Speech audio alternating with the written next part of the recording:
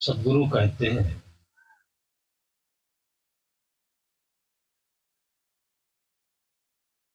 सब ते साचा भला, जो साचा दिल होए, साच बिना सुख नाही कोटि करे जय को।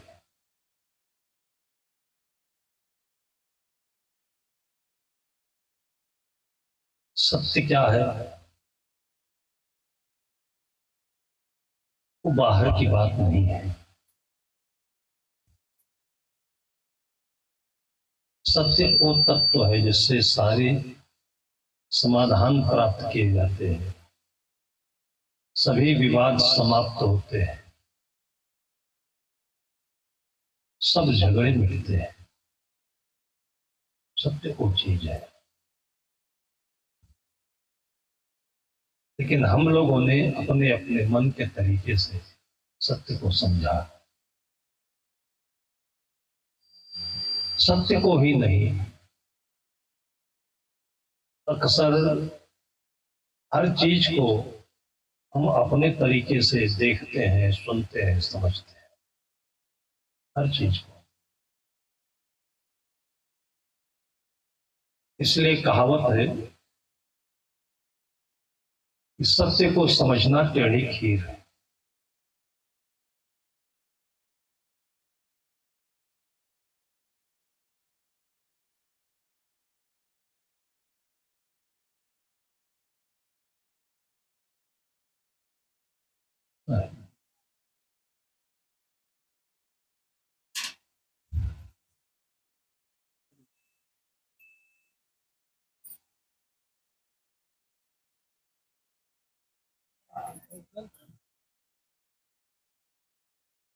सत्य को समझना टेढ़ी खीर है।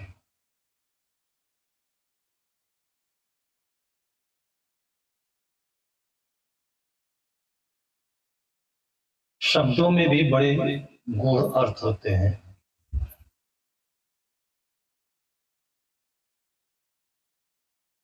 शब्द को ही यदि हम समझें तो शब्दों में भी बहुत समाधान है। जैसे समझना शब्द है, समझने का अर्थ हम लोग वाद विवाद समझते हैं, बड़बड़ाना समझते हैं, अपने विचारों को बलात् दूसरों के दिमाग में डालना समझते हैं। ये अर्थ नहीं समझना। सम धन झा धन ना, सम का मतलब होता है बराबर, झा धा से बनता है, धा बुद्धि को कहते हैं, और न रहने को कहते हैं, आने को कहते हैं। अपने बुद्धि में समान होकर के आने को समझना कहते हैं। उसकी बुद्धि के स्तर में आकर के ही उसको हम समझ सकते हैं। जैसे छोटा बच्चा है, कोई गलती उससे हो गई है, अब आपको क्या करना चाहिए, कैसे समझेंगे आप?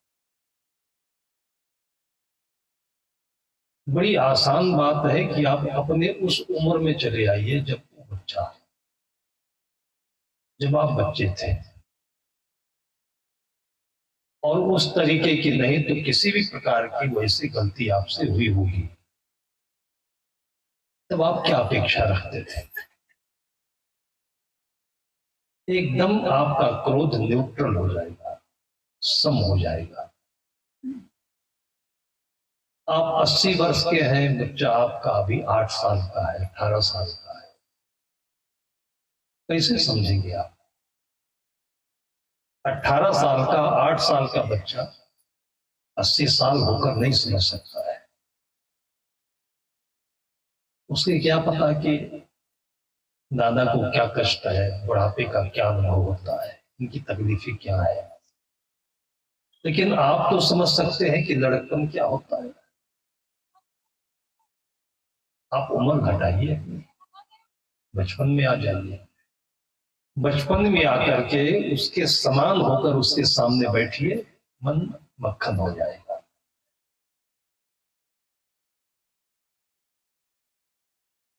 ये होने में कठिनाई है। कल मैं कह रहा था, अपने स्वरूप में सम होना सबसे बड़ी साधना है, सबसे बड़ी पढ़ाई है, सबसे बड़ा प्रभाव है। बातों बातों में बहकना, उलझना, समझना नहीं कहलाता है। और संत कहते हैं कि ऐसी वाणी बोलिए मन का आपा खोए। सत्य उसे नहीं कहते हैं कि जिसको बोलने से बातें बढ़े। सत्य उसे कहते हैं जिसको बोलने से बातें समाप्त हो जाए, बंद हो जाए। हम आपको एक बात कहें, आप दो बात कहें, फिर मैं चार बात कहूं, फिर आठ बात, तो सत्य तो फटता जा रहा है, समाधान कैसे होगा? इसलिए कुछ ना समझ में आए तो संत कहते हैं कि मौन रहना सबसे बड़ा सच है, सबसे बड़ा समाधान है। लेकिन भीतर जब विस्फोट है, आग लगी है, और वो आग कुछ नहीं, वो विस्फोट कुछ नहीं, वो मसाला सब बातों का है। तभी साहब कहते हैं सज्जन से दुर्जन गया। सारी दुनिया की बातों को, धारणाओं को, सुनी सुनाई घटनाओं को अपने अंदर हम फीड कर रखते हैं, मसाला बना करके, और हमारा भीतर वही आकार होता जाता है। ऐसे ही बच्चों को देखिए, कोई अमिताभ बच्चन होकर डायलॉग मारता है, कोई आमिर खान होकर के एक्टिंग करता है। जो वो स्वयं में है, जो जन्म लेते समय था, कहाँ रह जाता है शुद्ध रूप में? बचपन से वही चीजें उसको देखने को मिल रही है, अपनी चीजें बचा नहीं पाता है, उसी रूप में धीरे धीरे कन्वर्ट होता जाता है। वही भाषा बोलता है, वही रूप दिखाता है, वही एक्टिंग करता है। साहब कहते हैं सत्य साचा भला जो साचा दिल होवे। दिल में सम होकर के रहना सत्य है।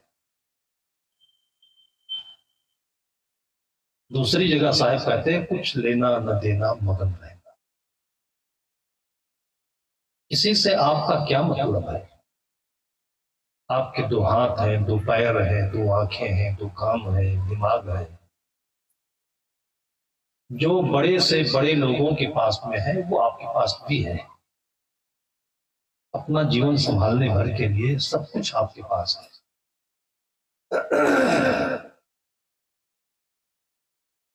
लेकिन बचपन से ही कमी कमी कमी, माँ बाप भी बच्चों को वो जैसा नहीं हो पा रहा है। पानी चढ़ाते रहते हैं, पीठ ठोकते रहते हैं, चढ़ो कूदो, छत से जाकर कूद जाओ, डूब के मर जाओ, ऐसी भी भाषा माँ बाप बोल देते हैं। जो है वहां रहने नहीं देते,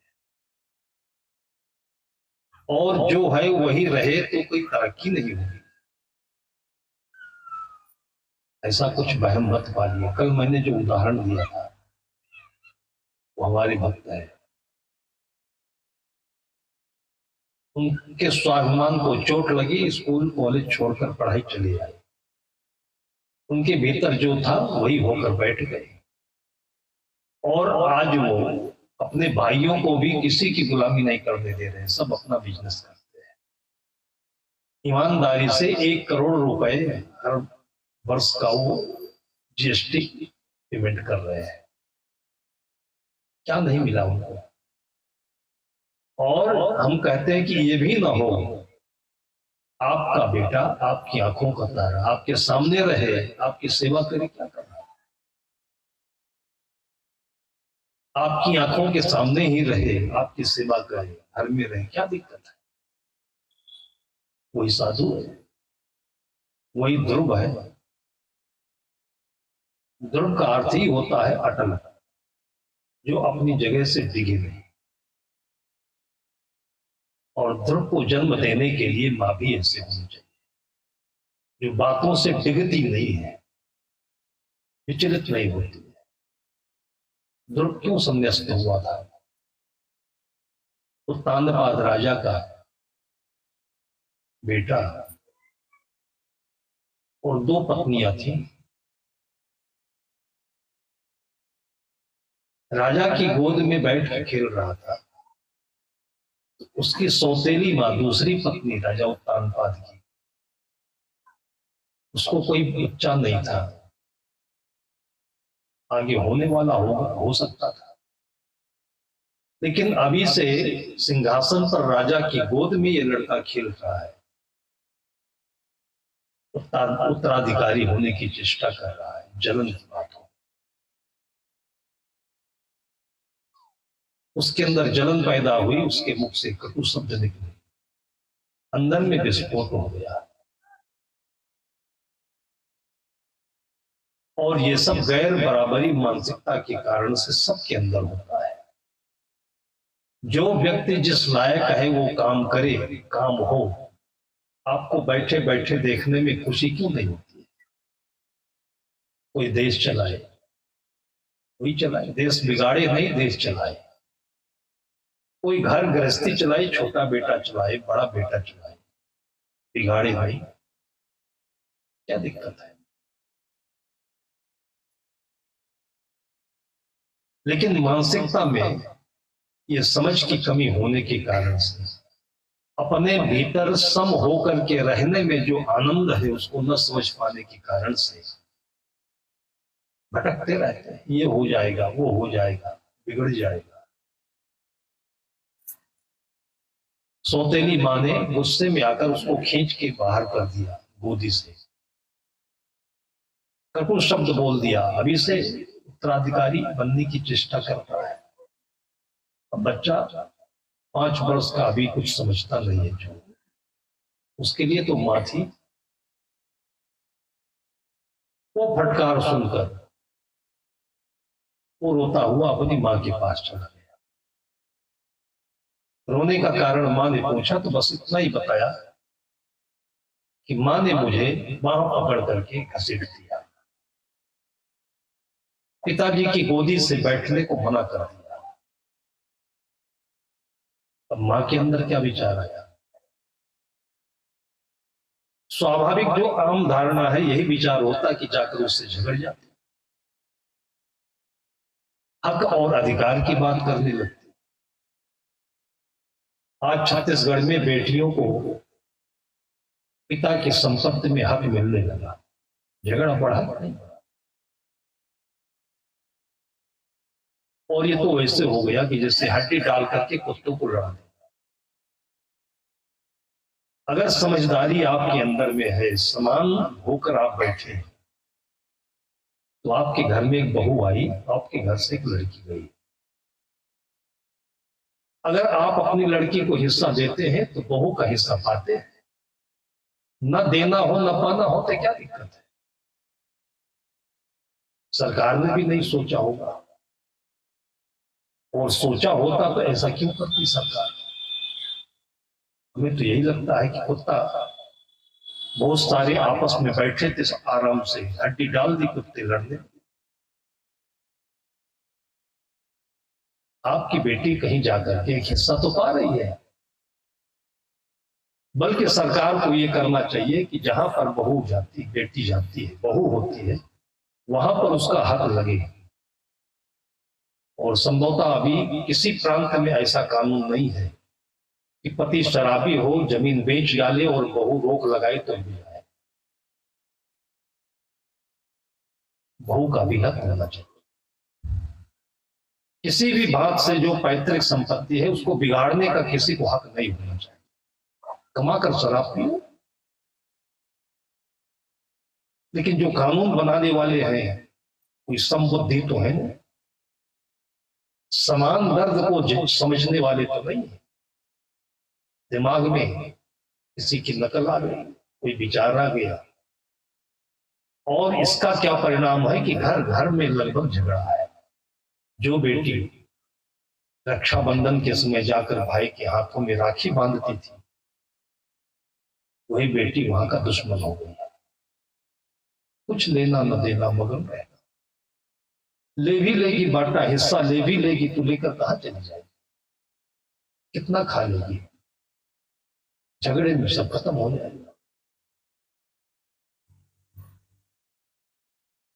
लेकिन ये काम सरकार नहीं कर सकती, ये काम दुनिया में कोई भी संस्था नहीं कर सकती, ये काम तो आपकी संबुद्धि ही करेगी। कानून कितने भी अच्छे अच्छे बन जाएं, लेकिन आप जब नहीं चाहोगे तभी झगड़े से बचोगे। सदगुरु कबीर साहब कहते हैं, कहें कबीर सोई जन मेरा जो घर की रार निबेरे। आराम से जीने में, सुकून की जिंदगी में जो सुख है वो कुछ भी पाने में नहीं है। सबसे साचा भला जो साचा दिल होए। 10 लोग बोल रहे हैं और 10 लोग सबको चुप कर रहे हैं, तो कौन चुप होगा? एक चुप हो जाए तो उन 9 को ख्याल आएगा कि अभी ये बोल नहीं रहा, क्या बात है, तो 8वां चुप होगा, फिर 7वां होगा, फिर सब चुप हो जाए। और ये चुप्पी तब आती है जब भीतर मग्नता आती है। बिना कुछ किए भोजन नहीं मिलेगा, और मिलेगा भी तो दूसरी की कमाई बिना किए खाओगे तो पचेगा नहीं। आज देखिए योगा का इतना प्रचार होता जा रहा है, हम कभी विचार करते हैं, छत्तीसगढ़ में कहीं हमारा कार्यक्रम था, उड़ीसा में था, तो हमारे कार्यक्रम के साथ में भी योगा का भी कार्यक्रम था, उनका सुबह था, हमारा दिन में था। योगा के नाम से पहली बार कार्यक्रम हुआ तो पूरे गांव में सब लोग सुबह उठ गए। ये सबसे पहला योग का लाभ है। सबके अंदर में कौतूहल हुआ, जागने की प्रेरणा हुई, ये तो सही है। लेकिन उसके बाद सब इकट्ठे हो गए और हा हो करके हाथ पैर हिलाने लगे। मैंने देखा, मुझे सुबह टहलने जाना था, टहलते टहलते जा रहा था तो घर के सब चले आए थे योगा में। तो रोज सवेरे छत्तीसगढ़ की संस्कृति है कि अपने द्वार को साफ रखते हैं,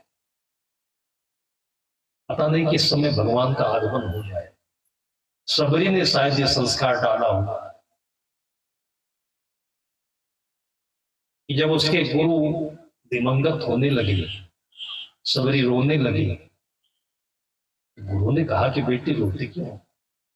उसने कहा, इस जंगल, घनघोर जंगल में आपके सहारे में आई थी, आप भी साथ छोड़ रहे हो, राम के लिए आई थी, राम भी नहीं पता चला।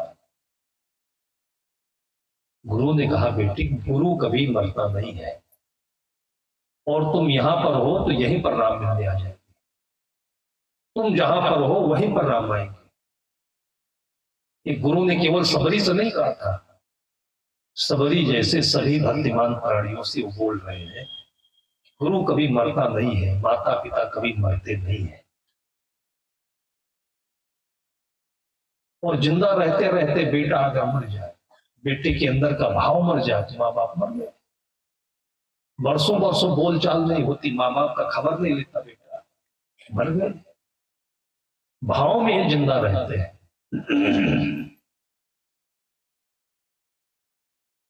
मतंग ऋषि ने कहा कि बेटी गुरु कभी साथ छोड़ते नहीं। उसको विश्वास हो गया, इतना अटल विश्वास कि उसी दूसरे दिन से कि कल ही राम भगवान आ गए तो मेरी तैयारी क्या होगी। झाड़ू उठाई और बुहारते बुहारते दूर तक रास्ते को कंटक से, कंकड़ से साफ करती गई, और उधर अपने आंचल में फूल लेकर और रास्ते में बिखेरते चली आई कि मेरे भगवान के पग में कंकड़ नहीं चुभे, ये फूल की खुशबू आए। इसको भक्ति कहते हैं। और यहीं से थोड़ा आगे जाइए दंडकारण्य में, जो अंदर में पड़ता है, और उसका पड़ोसी प्रांत छत्तीसगढ़ है, तो मुझे लगता है कि सबरी का ये वरदान है कि आज छत्तीसगढ़ में भी लोग सुबह सुबह उठकर रास्ता दूर तक मारते चले जाते हैं। उत्तर प्रदेश में बहुत कम हो गया। हजारों पीढ़ी पहले एक व्यक्ति ने, एक बेटी ने जो कुछ किया था, उसका ये प्रभाव है। कानून का इतना बड़ा प्रभाव नहीं देख सकते आप।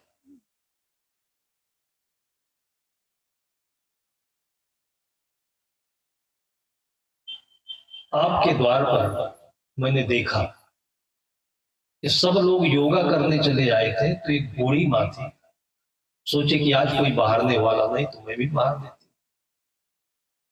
वो बाहर रही थी, 2 मिनट बाहर फिर बैठ जाए, कमर में ताकत नहीं थी, अवस्था ज्यादा थी।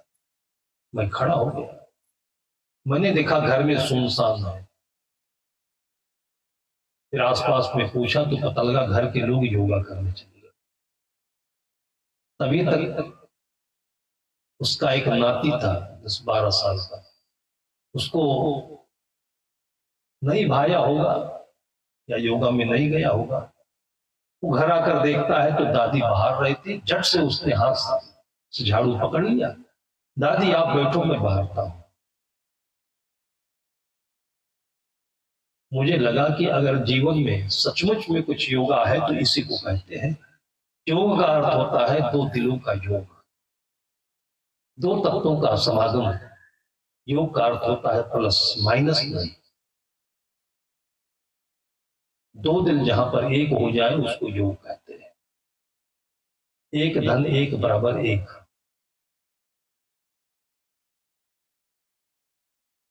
आज योग के नाम पर हम खाते हैं लेकिन बाहर जाकर हाथ हिलाते हैं। जब खाते हैं तो अपने खेत में हाथ हिलाएं तो क्या बेचा है? आम की आम, गुठलियों के दाम। खाते हैं तो घर में हम चावल बना ले धान कूट कर, ये योगा नहीं है। अर्थ बिगड़ता चला जा रहा है, लेकिन फिर भी शहरों में ऐसी व्यवस्था नहीं संभव है। अब गांवों में भी संभव नहीं है तो कौन चकिया लाएगा और कौन कूटेगा? लेकिन मन से ये काम तिरस्कृत नहीं होना चाहिए कि अगर कोई चक्की चला रहा हो, कोई झाड़ू लगा रहा हो तो योग नहीं है और ये काम खराब है, ये करने वाला छोटा है। इसका बहुत बड़ा पाप आगे चल करके हम लोगों को झेलना पड़ेगा। योग करने पर जब बीमारियां नहीं जाएंगी तब झेलना पड़ेगा, क्योंकि इससे योग कहते ही नहीं है। अपने जीवन के जितने भी काम है, अपनी माँ के कपड़े धो दीजिए,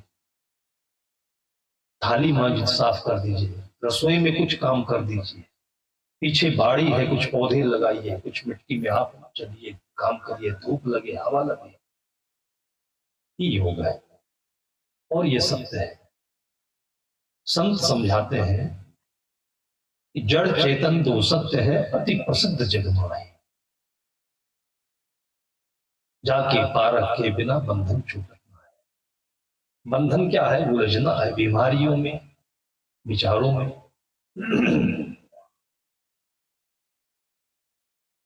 एक सत्य है जिसको चेतन कहते हैं, वो आपके भीतर है, उससे मिलिए आप। थोड़ी देर अपने से मिलिए, अपने जैसे लोग हैं उनसे मिलिए। साहब कहते हैं अपनी कहे मेरी सुने, सुन मिल एक हो, जिसको बतियाना कहते हैं। सबसे बढ़िया योग है। पिता पुत्र एक खाट पर बैठकर बतला रहे हो, कितना सुंदर लगता है। और कहीं कहीं देखता हूं तो लगता नहीं कि पिता पुत्र होंगे, भाई भाई दोस्त जैसे लगते हैं। पति पत्नी आपस में बातचीत कर रहे हो, लगता ही नहीं कि पति पत्नी है, ऐसा लगता है भाई बहन है। योग क्यों कहते हैं? कि आपका दिल छू लेता है, आपके दिल को ये घटनाएं छू लेती है, स्पर्श कर लेती है, जुड़ जाती है, यहीं से इसको योग कहते हैं। नाटक देखने से नहीं छूती। कितने सीरियल देखे होंगे, आपकी आंखों में कभी आंसू आए? कितने सीरियल में हत्याएं आप लोगों ने देखी होगी, उठकर चले आते हैं। लेकिन दिल को छूने वाली जो घटना होती है वो जीवंत योग है। और इसको करके कभी भी अपने अंदर में हीन भावना नहीं आनी चाहिए, क्योंकि जो पूर्ण है, समझदार है, बड़े हैं, वही करते हैं। एक बार कुछ काम से मुझे लखनऊ में एक सिविल हॉस्पिटल है, वहां डॉक्टर के पास जाना पड़ा। किसी भक्त को तकलीफ थी। डॉक्टर साहब हमको फोन पर बातचीत किया करते थे, रूबरू कभी मिला नहीं।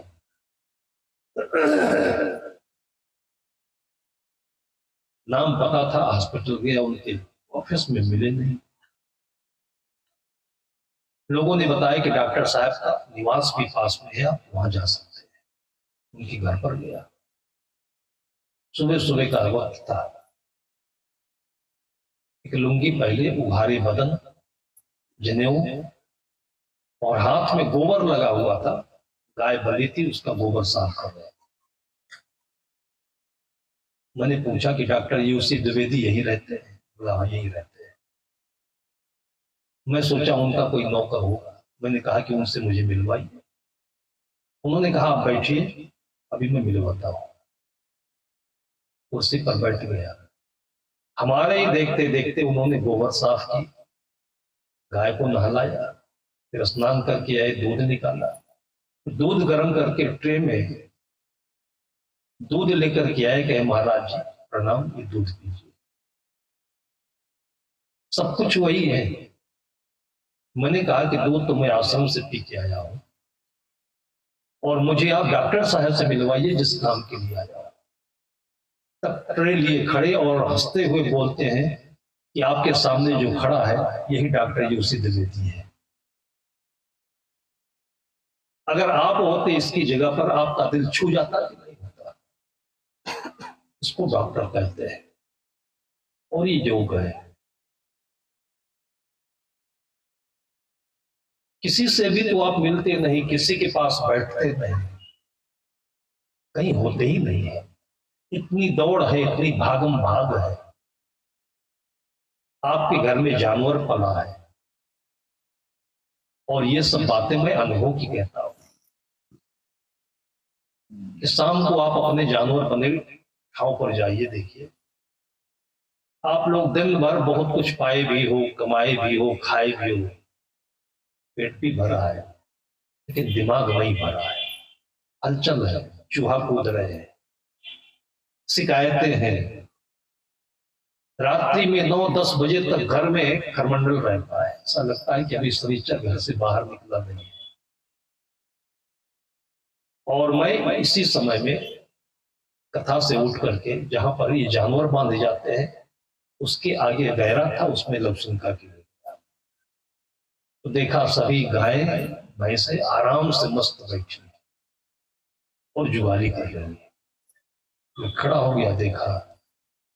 मैंने विचार किया कि सुबह से लेकर शाम तक केवल ये सूखा पैरा खाई, इनको किसी ने घास नहीं दिया, चूनी चोकर नहीं दिया, जो इनका हक चाहिए। और फिर भी इनमें से इतने गाय पशु बंधे हैं, किसी को कोई शिकायत नहीं है कि एक दूसरे से झगड़ रहे हो, या वहीं से बैठे बैठे अपने मालिक को गाली दे रहे हो, आंखों में उगरता हुआ आंसू हो, कुछ नहीं। आंखें बंद है, और जो कुछ खाया है उसको आराम से पचा रहे, जुगाली करके। दिल छूता है कि नहीं? लेकिन कभी आप वहां खड़े ही नहीं हुए। और ऐसे ही लोगों को सदगुरु कबीर साहब कहते हैं, कबहु न भयो संग हो साथा, ऐसे ही जन्म गमायो अच्छा। ओछे लोगों के साथ में, बिना मतलब के लोगों के बीच में बैठ करके जिंदगी गंवाए हो, और ऐसे ही जिंदगी बीत गई। किसी का संग नहीं हुआ, किसी का साथ नहीं हुआ। माँ बाप घर से बाहर गए, बच्चे याद नहीं आते हैं। घर में ही बच्चे हैं, बच्चे याद नहीं आते हैं। आए दिन आप देखिए छोटे छोटे बच्चे बोरवेल में गिर गए, और वही बच्चे गिर गए जिनकी आज जन्म तिथि थी, जिनका आज जन्मदिन मनाता था, वो बच्चे गिर गए। शादी के दिन में अगर दुल्हा घर से गायब हो जाए तो आश्चर्य नहीं है। 2 दिन पहले से तैयारी होती है, हल्दी तैयारी होती है, बुआ लगाता है और पूजन होता है, तेल होता है। 2 दिन पहले से अगर दूल्हा गायब हो गया हो तो शादी करने लायक स्थिति है घर। जिसका जन्मदिन हो, बेटा बोरवेल में गिरा पड़ा हो, मां जिंदा है कि मरी है। गाय को देखिए, गाय का बच्चा दी हो आपका, और गाय को आप चराने लेकर बाहर चले जाइए, हर 5 मिनट में चरते खाते अपने बच्चे को याद करती है कि नहीं करती। इतना लगाव किसी माँ में हो तो समझिए कि सतयुग चल रहा है। ना बच्चे को माँ की याद है और ना माँ को बच्चे की याद है। कबहुन भयो संग औसाथा, किसके साथ आप जी रहे, कुछ पता नहीं। संतों ऐसे भूल जगमाए, अंदर में बस नौकरी चाहिए, सोना चाहिए, पैसा चाहिए, एफडी चाहिए, पद चाहिए, और ये सब आपको मिसगाइड करने वाली चीजें चाहिए तो, और मिलेगी भी तो, लेकिन मिल करके भी ये चीज नहीं पाओगे जिस पर सद्गुरु बारंबार आपका ध्यान आकर्षित करते हैं। सबसे साचा भला जो साचा दिल हो। ये बात समझने में क्यों नहीं आती है, और नहीं समझोगे तो दूसरा कोटि उपाय करने पर भी दूसरा कोई आपको विकल्प नहीं है। साच बिना सुख ना ही ना कोटि करे चाहे। आपको जन्म जन्म तक ऐसे ही मोड़ मारते रहने पर भी, उलझते रहने पर भी आना तो यही पड़ेगा, शांति के लिए, सुकून के लिए। त्यागात शांति निरंतरम। थोड़ी देर के लिए जब अलग बैठेंगे, घर से जब कभी तीर्थाटन पर जाएंगे, संतों के पास जाएंगे, और इस जंजाल से थोड़ी देर के लिए जब अलग होंगे तब अच्छा लगेगा। और ये किसी गांव के घर की बात नहीं है, ये अंबानी के लिए भी है, मोदी के लिए भी है, तभी तो बद्रीनाथ केदारनाथ घुमाते हैं।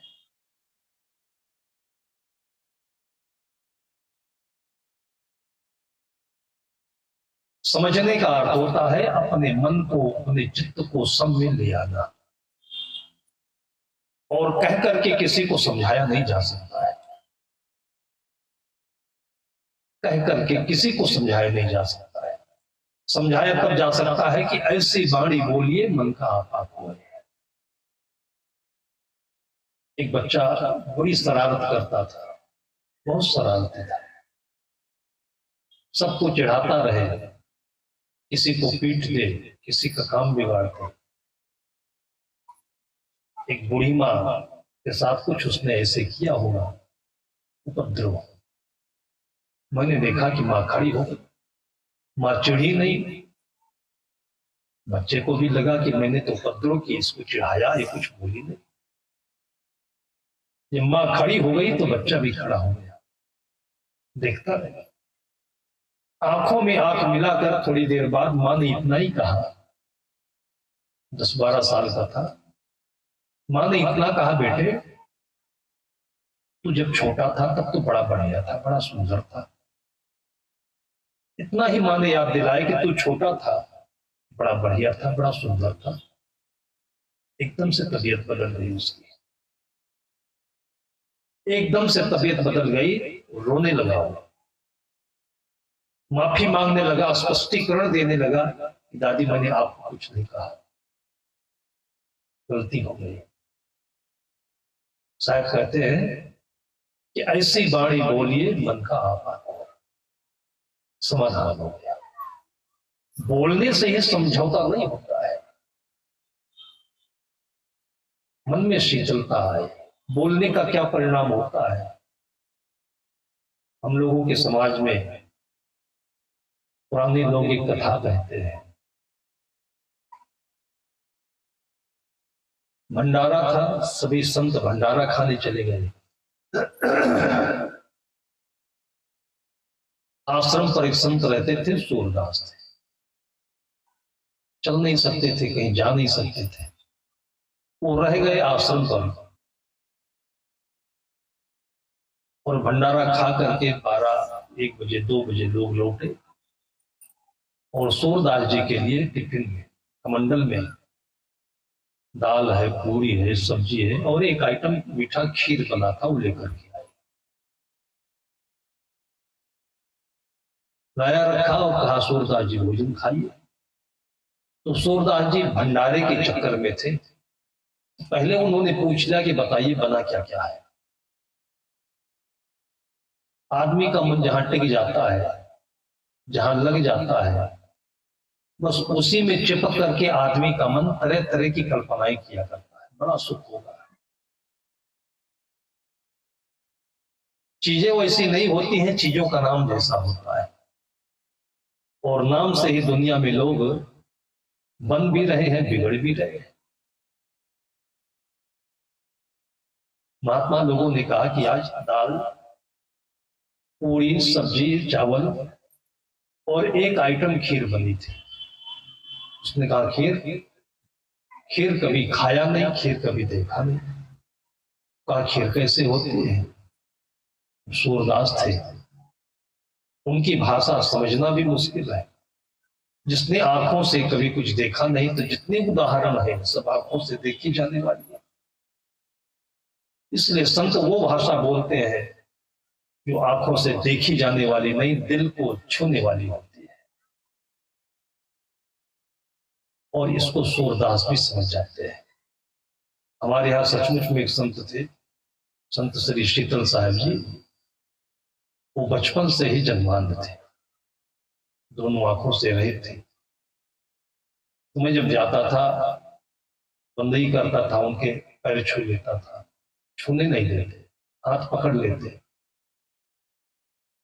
और वे जीवन में कभी भी गिरे नहीं, कभी उनको कुत्ता नहीं काटा।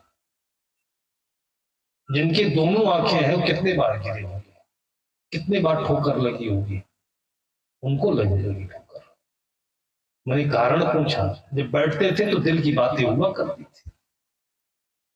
तो बोले कि जिनकी आंखें हैं उनको ये मत रहता है कि आंखें तो है। दूसरा उदाहरण लीजिए कि पुरानी गाड़ी का जो चलता है वो एक्सीडेंट कम करता है। एक्सीडेंट तभी होता है जब नई गाड़ी होती है, नया ड्राइवर होता है। ड्राइवर पुराना भी हो, गाड़ी नई होगी तो एक बार लड़ जरूर जाएगा। क्यों? नई गाड़ी की गर्मी भी होती है सांस में। ये हमारे जवानी की गर्मी है, आंखों की गर्मी है, बुद्धि की गर्मी है, इसमें धोखा होता है। उन्होंने कहा कि मुझे पहले से सावधानी है कि मेरी आंखें नहीं है। डंडा लेकर आराम से चलता हूं तो डंडे बताते हैं कि कहां ऊंचा है, कहां नीचा है। रात्रि में भी वो 2-4 कोस इधर उधर कहीं जाना हो तो बगैर बत्ती के, टॉर्च के चले जाते थे। टॉर्च की जरूरत जिनकी आंखें हैं उनको पड़ती है। उनकी आंखें नहीं है तो भीतर ही उनका जो कुछ है वो टॉर्च बन जाता है। कभी कुत्ते ने काटा नहीं, क्योंकि कुत्ता होगा तो पहले डंडे को छुएगा, उठ के भाग जाएगा।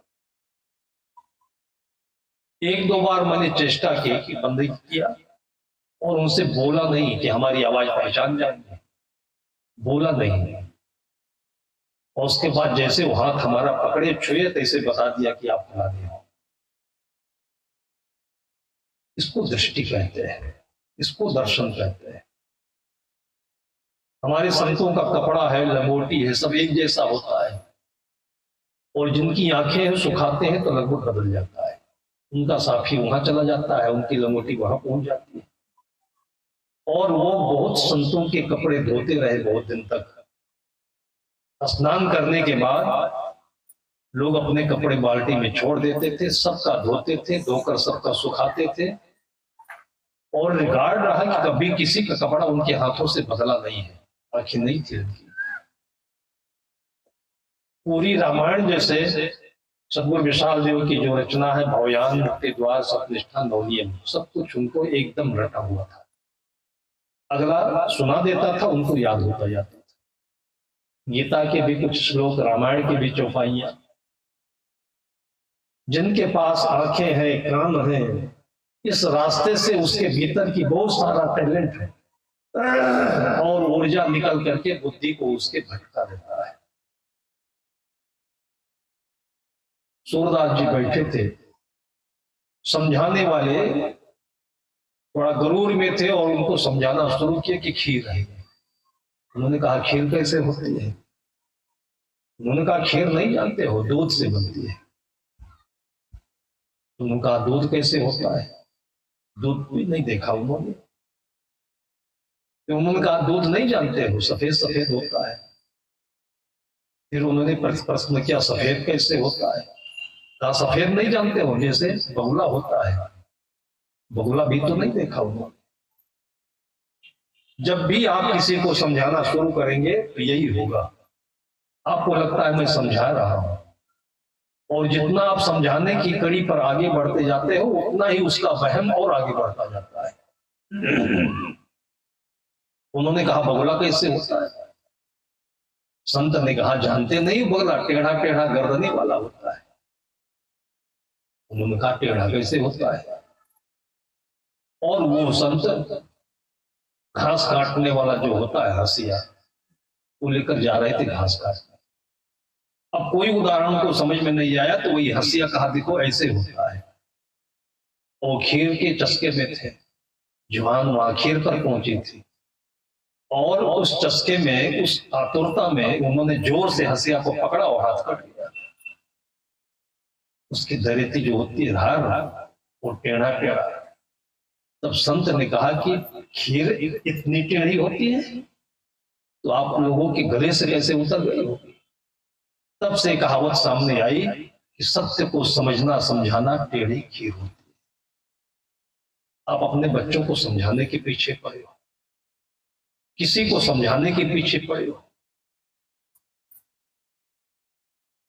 सदगुरु कहते सत्य साचा भला। आपने अगर किसी को गाली नहीं दी है, झगड़ा नहीं किया है, किसी का कुछ बिगाड़ा नहीं है, तो स्पष्टीकरण बहुत देने के चक्कर में मत पड़िए, अपने भीतर में मगन रहिए, तब समाधान होगा। आपके भाई भाई में झगड़ा हो रहा है और भाई की समझ आपकी समझ बराबर बैठ रही है।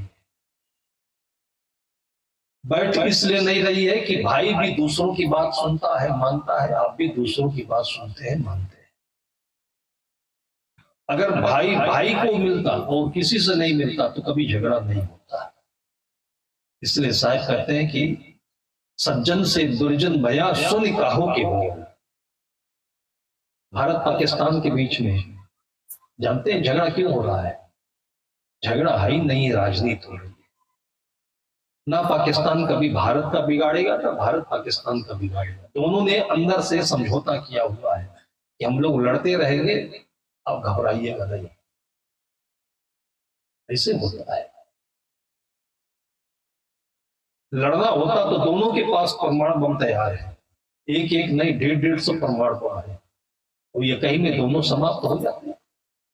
लेकिन जब बातचीत होने लगती है तो देखिए कितनी कटी कटी, ऐसा लगता है कि हम आदमी अभी भी हार्ट अटैक हो जाएगा। कुछ नहीं बिगड़ेगा। भाई भाई के बीच में अगर तीसरा दखल न दे, और इसलिए जब कभी बात आती है तो भारत पाकिस्तान के बीच में कहते हैं केवल द्विपक्षीय वार्ता होगी, मतलब सारे राष्ट्र को इसमें हस्तक्षेप करने की आवश्यकता नहीं है। और होना भी यही चाहिए कि कभी भी पंचायत नहीं होनी चाहिए। जो पंचायत में जाता है पहले उसको ख्याल करना चाहिए कि हमारे घर में झगड़ा है कि नहीं। अपना झगड़ा निपटा लिया आपने। आपके घर में झगड़ा चल रहा है और दूसरों को आप कैसे निर्णय करोगे? अगर दो लोग लड़ रहे हो, कोई वहां पर इकट्ठा ना हो, तो आप समझ लीजिए लड़ाई बढ़ेगी नहीं। लोग देखने इकट्ठे होते हैं, इसलिए वो दिखाने की खातिर और लड़ते जाते हैं और लड़ते जाते हैं। सब हट जाइए वहां से, इनको दोनों को आज जी भर लड़ लेने दीजिए, 5 मिनट में दोनों घर चले जाएंगे, लड़ना बंद हो जाएगा। लेकिन ये तरीका तब तक नहीं आता है जब तक आप अपने भीतर के सत्य को, आनंद को समझ नहीं लेते हैं। सब मिल करके उलझा देते हैं। दो भाइयों में झगड़ा हुआ, और झगड़ा नहीं हुआ। भाई भाई होते तो झगड़ा होता ही नहीं। और ये जवाहिरी थे, बड़ा भाई संभालता था, छोटा भाई भाई के कहे अनुसार बाहर से पैसे का कलेक्शन करता था। और बहुत ऊंची दुकान चल रही थी, करोड़ों का शोरूम था। अचानक प्रारब्ध बस छोटे भाई का शरीर छूट गया। एक बालक था 2-3 वर्ष का, पत्नी रह गई। छोटे भाई का शरीर छूटने के बाद भाई को धक्का तो लगा कि हमारा दाहिना हाथ चला गया। लेकिन कुछ भी हो, जो होनी है इसको कोई टाल नहीं सकता है। कारोबार चलता रहा। उसका बेटा थोड़ा बड़ा हुआ, उसने सहयोग देना शुरू किया, संभाल दिया उसने। 6 महीने के बाद में कानाफूसी शुरू हो गई। शुरू कब से हुई? सुन का हो कि बोल। अब तक भाई भाई किसी को बीच में आने नहीं देते थे। दोनों के ससुराल थी, उनको भी नहीं। दोनों के दोस्त थे, उनको भी नहीं, किसी को नहीं। तो जो होगा वो 2 में होगा। अब जो छोटे भाई की पत्नी थी, उसके ससुराल वाले धीरे धीरे आना जाना शुरू किए, कान में मंत्र भरना शुरू किया, और वो धीरे धीरे मोटिवेट होने लगी। उनका टारगेट कुछ दूसरा था। और आदमी ऐसी बात करता है इसमें उसका अर्थ कहीं दूर से निकलता है, सामने का अर्थ नहीं समझ सकते आप।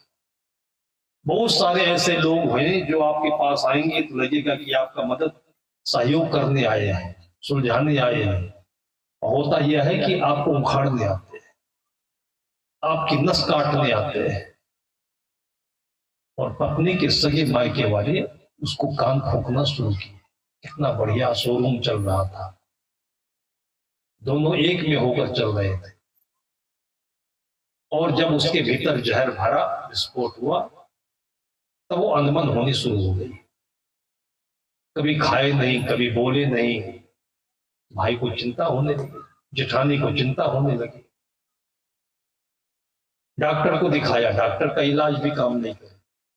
हालचाल पूछे तो हालचाल बताई नहीं। फिर अंत में जब बहुत भर गया भीतर, तब बोलने लगी कि हम एक में नहीं रह सकते हैं, हमें तो अलग होना है बस। भाई को बड़ा दर्द हुआ कि अगर अलग कर देते हैं तो लोग कहेंगे सब कुछ कमा लिया, इसको अलग कर दिया। और नहीं करते हैं तो ये और इसके मायके वाले और उसका साथ देने वाले चिटाकसी करते हैं।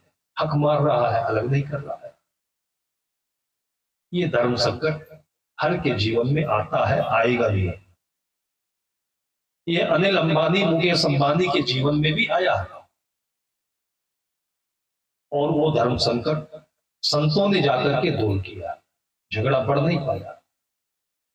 बहुत दिनों के बाद, वर्षों के बाद दूसरा भाई जब मिटने लगा, बड़ा भाई जानता था कि इसके पास में अपनी अकल नहीं है, दूसरों की बात ज्यादा सुनता है। उसकी बात ना मान करके वो अलग हो गया।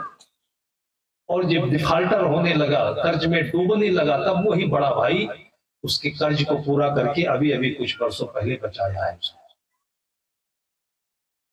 ये सबके घर में होता है। उनको कौन दाल रोटी की कमी हो रही थी? अरबों का साम्राज्य, क्या दिक्कत थी उनको? मन का कुटिल भाई है। बड़े भाई ने जब देखा कि काम बनने वाला नहीं है, सबको इकट्ठा करके सबके सामने 2 भाग कर दिया अपने पूरे प्रॉपर्टी का, और कहा कि जो जरूरत हो, जो इसको इच्छा लगे वो ले ले, जो बचेगा हम ले लेंगे। तब दिल पर पत्थर रख करके, रक्त के आंसू बहा करके उसने ये कर दिया काम। और आपको भी करना पड़ेगा। बंटवारा बाहर का हो गया, लेकिन दिल से नहीं किया उसने, क्योंकि उसको अपने भाई की याद थी। वो अपने कलेजे का टुकड़ा था। उसने कभी कोई भ्रम नहीं, कोई शक नहीं, कोई अविश्वास नहीं। उसका हिस्सा मिल गया। धीरे धीरे जिस टारगेट से उसके मायके वाले अलग कराए थे, वो टारगेट उसका हित नहीं था। उसके जौहरी की दुकान में जो कुछ भी सोना चांदी और अन्ना पोखराज था, उसको लूटना था। और ऐसा पत्नी के मायके वाले भी कर सकते हैं, ये आपको बहुत उदाहरण मिल जाएगा। अपने बेटी के लिए भी लोग कर सकते हैं ऐसा, और करते रहे होंगे, तभी आज हमारे पूरे भारतीय संस्कृति में एक बहुत बड़ा धर्म का लोगों के भीतर में धारणा है कि अपने बेटी के घर जाकर भोजन भी नहीं किया जाता है, पानी भी नहीं पिया जाता है। बेटी को धोखा देना, उसका धन लेना तो दूर रहा, उसके घर में भोजन भी नहीं किया जाता है। लेकिन वो लोग लूट लिए। 6 महीने होते होते बंटवारा करा दिया और 2 साल होते होते कंगाल बना दिया, फिर छोड़ भी दिया। फिर मायके से भाग करके ससुराल आई। बच्चा बड़ा हो गया था, बच्चे को स्कूल में पढ़ाने की फीस भी नहीं रह गई, और घर में चीनी लाने के लिए, चाय लाने के लिए पैसा भी नहीं रह गया, केवल घर बचा बस।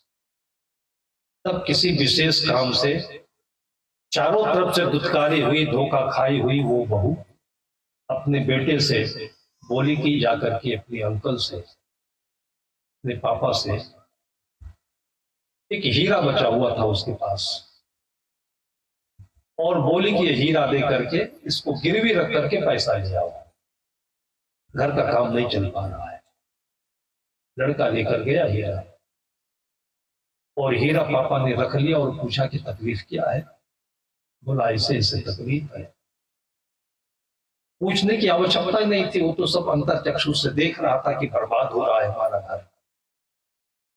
लेकिन इतना उसको बड़े धैर्य के साथ सहना पड़ा। जो आगे बढ़ता है तो कभी उसको पीछे भी आना पड़ता है, और पीछे आने में ही भलाई है कि फिर पूरी ताकत लगाकर के आप आगे भी बढ़ेंगे। लेकिन पीछे लोग नहीं आना चाहते, गम खाना नहीं चाहते, वेट करना नहीं चाहते।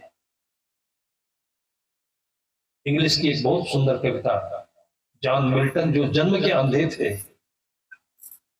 बहुत सुंदर कविता की एक पंक्ति है, दे आल्सो सर्व, वे भी सेवा करते हैं भगवान की, जनता की, पब्लिक की। जिसके पास पैसा है, जमीन है, घर है, हाथ पांव है, जमानी है, उनके अलावा वे भी सेवा करते हैं। They also serve who only wait and stand, है जो केवल खड़े रहते हैं और प्रतीक्षा करते हैं। इसको ईश्वर की भक्ति, गुरु की भक्ति कहते हैं। ऐसा नहीं कि गुरु की भक्ति में केवल सावन भादों के पियाई हुई भैंस का दूध ही चाहिए, केवल फैक्ट्री की आमदनी ही चाहिए। आप याद करते हो तहे दिल से, वो भी भक्ति है, और ये भी आपके काम में आएगी। तभी तो द्रौपदी के लिए कहा जाता है कि एक बार दिल से याद किया तो भगवान श्री कृष्ण इज्जत बचाने के लिए आ गए थे।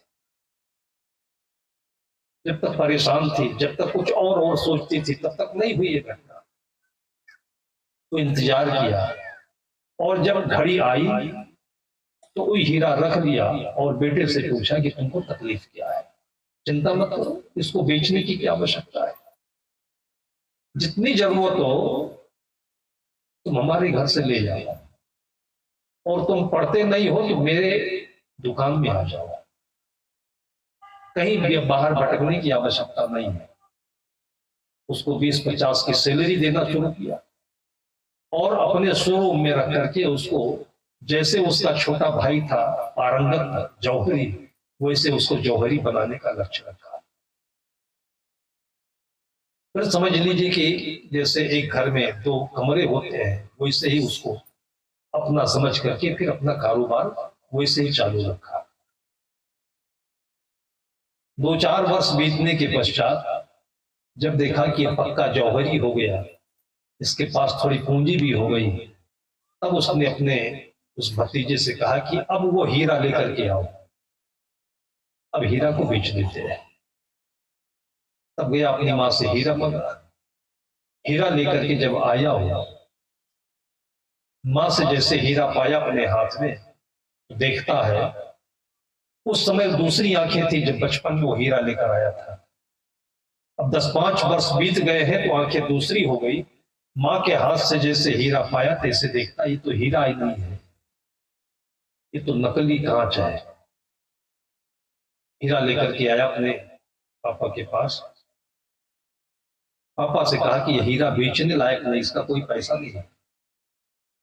फिर पापा से पूछा कि आप उस दिन क्यों नहीं बताए कि हीरा नकली है, आप इतने दिन हमको अंधेरे में क्यों रखे।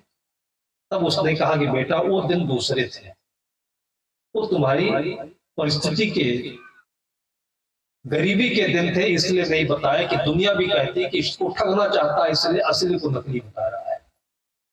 और आज तुम मेरे बराबर हो गए हो, मेरी आंखें तुमको मिल गई हैं, अब तुम फिर ऐसा हीरा बना सकते हो, इसलिए मैंने इसको तुम्हारे हाथ में रख करके इसकी पहचान कराई है। अब तुम्हें मेरी आवश्यकता नहीं है। अपने बराबर बना करके, जैसे सदगुरु कबीर साहब कहते हैं कि जो पारस पत्थर होता है ये सोने लोहे को सोना बना देता है, लेकिन जो सदगुरु होते हैं वो लोहे को सोना ही नहीं पारस पत्थर ही बना देते हैं, अपने ही समान कर देते हैं। और ये कैसे होता है, उस जौहरी के समान। ऐसे बहुत भाई हैं, लेकिन वो भाई के ऊपर किसी की छत्र छाया होती है। गुरु वशिष्ठ जैसे, विश्वामित्र जैसे, संदीपनी जैसे। अगर वशिष्ठ मात्र नहीं होते दशरथ के दरबार में, अयोध्या में गुरु जैसे, तो राम और भरत के बीच में आज ये कथा नहीं होती जो हो रही है। आज जैसे होता, या तो राम जिंदा रहते तो भरत जिंदा रहते, लेकिन दोनों आज जिंदा हैं। दोनों ने राज्य का त्याग किया और दोनों सुखी जीवन जिए और आज तक अमर रहे। सदगुरु कहते हैं सबसे साचा भला जो साचा दिल होए, साच बिना सुख ना ही ना को भी करे चाहे को। लूट लेने के बाद भी, सब कुछ पा लेने के बाद भी, ईमानदारी से भी अगर आप कोई अंबानी बन जाते हो, कोई मुख्यमंत्री बन जाते हो, तो क्या करोगे। एक मुख्यमंत्री भी वही व्यक्ति है जो रोटी खाता है। आपके प्रदेश के मुखिया भी भूपेश बघेल जी, बहुत नजदीक से देखा हूं, साथ में देखा हूं, और हर परिस्थिति में जीने वाले आदमी। और अभी भी उत्तर प्रदेश गए हुए थे हमारे यहाँ, तो आप लोग सोचते होंगे बढ़िया बढ़िया मीठा मीठा खाते होंगे, मुख्यमंत्री हो गए हैं। जैसे पहले रहते थे वैसे आज भी अपने परिवार को मुख्यमंत्री आवास में आने नहीं दिया, अकेले रहते हैं। रविवार के दिन बच्चे छुट्टी थी, आवास में पहुंच गए, बगीचा सुंदर है वहां, तो आम का फल पका हुआ था, तोड़ लाई, बोले अपनी बगिया का ये फल है। डांट कर उन्होंने कहा कि अरे तेरा बगिया कहाँ है, ये तो सरकारी बगिया है, कल को यहां से निकल चलना है, अपनी बगिया कहाँ आ गया। और हमेशा जब मुख्यमंत्री नहीं थे तो भी, जब कांग्रेस के अध्यक्ष नहीं थे तो भी, और जब फटेहाल थे तो भी, जब कभी फुर्सत पाते थे तो बड़े प्रेम से आकर बैठते थे संतों की जगह और अपने दिल की बात बोल लेते थे। जनता के बीच में रहते थे, सबका दुख सुख देखते थे। और धीरे धीरे धीरे धीरे उनको ये थोड़ी मालूम था कि कांग्रेस का अध्यक्ष बनना है, मुख्यमंत्री बनना है, लेकिन जो गरीबी की अनुभूति और जो इन परिस्थितियों की अनुभूति उनको मिली है, ये आज उनके काम आ रहा है। अगर कोई व्यक्ति बिजनेस करता है तो उससे पहले उसने जो कुछ भी संघर्ष झेले हैं उसके बिजनेस में काम आएगा। कैम्ब्रिज की पढ़ाई काम में नहीं आएगी। भाई राहुल जी बोलते हैं कभी कभी कोई बात, इसलिए तो लोग हंसने लगते हैं, वो कैम्ब्रिज वाली पढ़ाई बोल जाते हैं। आप अपने बेटे को केवल कैम्ब्रिज भेज करके वापस लाना चाहते हो तो दिक्कत हो जाएगी। फिर कल को आपके ऊपर ही वो दोष आरोप करेगा। कभी हाथ में गिरठी पड़ने नहीं दिया, कभी जमीन पर उतरने नहीं दिया, कभी परिस्थिति से रूबरू होने नहीं दिया है। इसलिए साहब कहते हैं एक साधे सब साधिया, सब साधे सब जाए। जैसे सींचे मूल को फूले फूले अधाए। जो सत्संग है, जो अध्यात्म है, ये चीज आपके घर में, आपके साथ में भी है। मैं बताया करता हूं कि जो पहले खेती होती थी वो कमर्शियल नहीं थी। मेहनत तब से लोग ज्यादा कर रहे हैं। आज मेहनत ट्रैक्टरों से हो रहा है, मशीनों से हो रहा है, आदमी से कम होता है। उपार्जन अधिक हो रहा है, लेकिन मन को जो संतुष्टि होनी चाहिए वो कुछ भी नहीं है। आज धान का ये रेट है, लेकिन जगह जगह लोगों से मैं मिलता हूं, किसानों से पूछता हूं, कोई विशेष फर्क नहीं दिखता है। उस जमाने में जब ट्यूबवेल भी नहीं हुआ करते थे और बैलों से धान की मड़ाई होती थी और सब कुछ हाथों से काम होता था, उस समय भी मैंने देखा है कि बड़े आराम से आपके कातल बोर्ड में तो सत्संग सुनने वालों की संख्या अच्छी है। उस जमाने में जब हाथ से काम किए जाते थे तो भी मैंने शाम शाम को रात्रि के सत्र में इससे अच्छी और अधिक भीड़ मैंने देखी है। तो भी लोगों की रुचि सत्संग में वैसी थी। तब अच्छाई क्या थी कि तब लोग बोतल नहीं पीते थे, दारू नहीं पीते थे, गांव में अंडों की दुकान नहीं हुआ करती थी, पैसा ज्यादा बढ़ा, तरक्की हुई। पहले बहुत ज्यादा कोई बिगड़ता था तो तंबाकू खा लेता था, बीड़ी पी लेता था। अब प्रमोशन हो गया तो बीड़ी की जगह पर 555 सिगरेट पीने लगा, और जिसको ज्यादा प्रमोशन मिला वो 3X विस्की पीने लगा, बोतल पीने लगा। अगर उन्नति इसी को मानते हैं तो हम कहां जा रहे हैं कि हमारी तबीयत से पूछे। आपको सुकून मिला, आप पैसा कमाते हैं, पैसा लेकर के बैठे, आकलन करें कि आपका पैसा कहां कहां लग रहा है। लोग मेहनत करते हैं, उनकी मेहनत का पैसा जब खराब होता है, बर्बाद होता है, तो दयालु संत है वो रोते हैं। सदगुरु कबीर साहब आज के 600 वर्ष पहले से रो रहे हैं। मैं रोऊं यह जगत को, मोको रोवे न कोई। क्यों रो रहे थे कि आप सुबह से शाम तक इतनी मेहनत करते हो, जो आपको सुख मिलना चाहिए, शांति मिलनी चाहिए, जो सफलता मिलनी चाहिए और मिलेगी वो, लेकिन उसकी तरफ आपका ध्यान नहीं है। संत महापुरुषों के पास बैठ करके सत्संग में सत्संगत में बैठ के हित की बात विचार श्रवण करे मन लाए के, चंचलता सत्कार। इसमें किसी का हिस्सा नहीं है, किसी का नफा नुकसान नहीं है। जो कुछ मिलना है अपने को मिलना है। ये कमाई अगर आपके साथ नहीं रही तो पक्का है कि आगे एक दिन आपको धोखा खाना ही है। बिल्ली और बाघ की कथा एक मैं लोगों को बताता रहता हूं। बाघिन बच्चा देकर के कहीं भटक गई। बच्चा थोड़ा बड़ा हुआ, शिकार करना सीखा नहीं था, भूखे इधर उधर भटक रहा था, तब तक बिल्ली मिली। और कहते हैं कि बिल्ली बाघ की मौसी होती है। सकल सूरत रूप रेखा मिलने के कारण से लोगों ने अंदाजा लगाया होगा। तो खूब जाकर के अपने बिल्ली से, मौसी से लिपटी, झूमी, चाटी, और फिर उसके बाद उससे बोली कि मौसी मुझे भी शिकार करना सिखा दो, बहुत दिनों से भोजन नहीं मिला है और शिकार नहीं सीखा, मैंने मां खो गई। बिल्ली को दया आई और बाघिन का बच्चा था, फिर भी बिल्ली से तो डरपट था ही। फिर 1-2 घंटे लगा करके उसको रोजाना वो शिकार करना सिखा रही थी, दांव पेच सिखा रही थी। करते करते जब पूरे दांव उसको बता दिया, उसको जितना अपना करना था सब सिखा दिया, तो पास में एक पेड़ था। वो जो बाघिन का बच्चा था उसको भी शिकार खेलते खेलते भूख लग गई। उसने देखा कि यहाँ तो कोई दूसरा शिकार है। अब उसने अपनी जो जन्मजात संगत होती है, वृत्ति होती है, बस एकदम से बिल्ली के ऊपर झपट पड़ी और बिल्ली पेड़ पर चढ़ गई। वो पेड़ पर चढ़ना सीखा नहीं था। ऊपर बिल्ली है, नीचे से वो बाघिन का बच्चा है और दोनों एक दूसरे को देख रहे हैं। तब बाघिन का बच्चा कहता है कि मौसी, आपने हमको ये दांव नहीं सिखाया था पेड़ पर चढ़ने वाला। तो बाघ की मौसी वो बिल्ली बोलती है कि बेटा, सब कुछ सिखाते सिखाते मैं जानती थी कि सीख लेने के बाद तुम क्या करोगे।